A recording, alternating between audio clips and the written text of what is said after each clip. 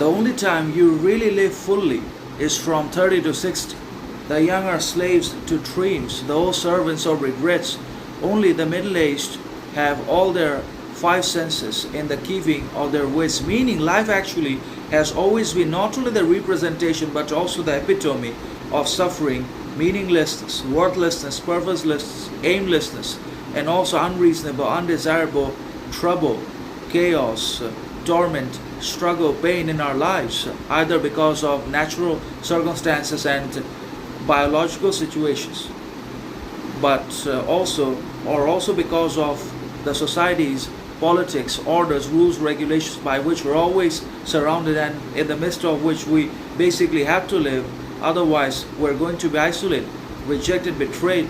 by our very own society and by the people with whom we live, and also by the governments, politicians that we trust, admire,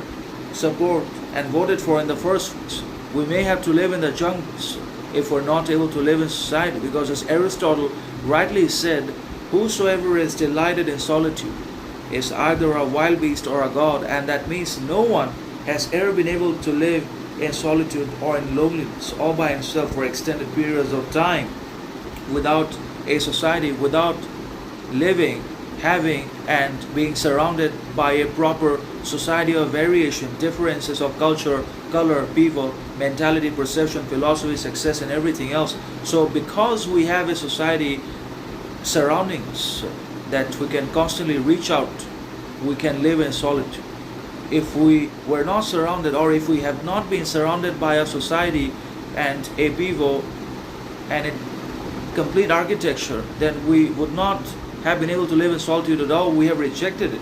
So obviously it's about maintaining a balance between solitude, between our real freedom, authenticity, quality, talent, skill, knowledge, and also exposing ourselves regularly and necessarily to the societal architecture, public environments, and spheres for growth, learning, mental health, and everything else. So obviously life is full of suffering, and the people of different ages have already suffered. They have had their suffering, success, failures, ups and downs, and now they may also be suffering in one way or another, because life is fundamentally suffering. Suffering never ends until life ends. So obviously only the middle-aged can be considered to be living, at least if not free absolutely from suffering, chaos, torment, but with common sense, wisdom, understanding that suffering is common, permanent, inevitable, and unavoidable, that is always going to be there and has to be managed with wisdom, intelligence, carefulness, responsibility, by not suffering unnecessarily at all, by exercising detachment, disconnection,